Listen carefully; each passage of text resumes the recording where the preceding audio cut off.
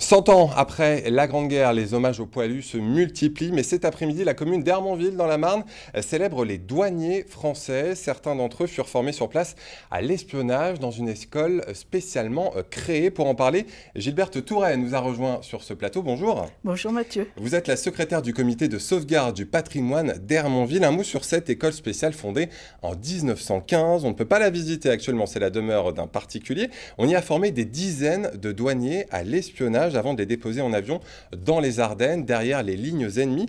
Pourquoi l'armée française a-t-elle pensé aux douaniers ? Les douaniers étaient préférés aux autres militaires en raison de leur parfaite connaissance du terrain.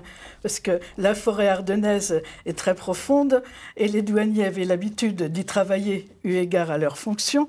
Ils travaillaient notamment avec les forestiers et ils chassaient les contrebandiers. Donc ils étaient tout trouvés pour devenir espions. Absolument. En tout, plusieurs dizaines de douaniers vont être formés sur place dans cette école. Que vont-ils apprendre à y faire ?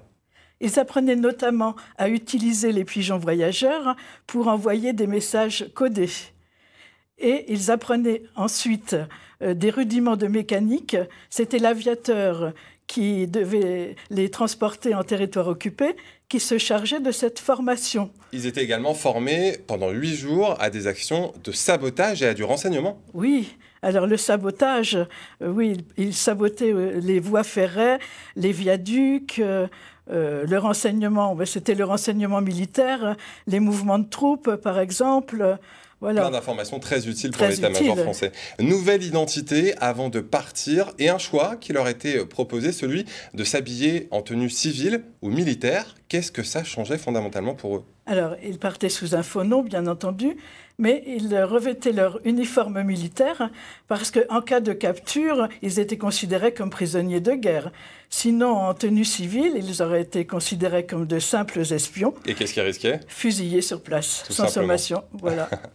On ne connaît pas le nombre exact de missions spéciales, ni celui justement de douaniers tués, d'espions tués par les Allemands. Mais cette école a permis également l'émergence de grandes figures de l'aviation française. Quelles sont-elles, ces figures ? Alors, il y a Védrine qui a fait énormément de missions spéciales. Védrine, Guilmer, qui n'aimait pas tellement les missions spéciales, il disait que c'était du sale boulot.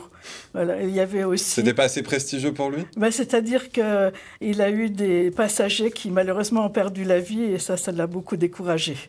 Voilà. Merci beaucoup Gilberte Touret d'avoir accepté notre invitation. Je le rappelle, commémoration à 16 h devant le monument aux morts d'Hermonville en présence de l'œuvre des orphelins des douanes qui fête cette année son centenaire et qui a choisi Hermonville pour le faire. Merci beaucoup d'être venu. Merci Mathieu.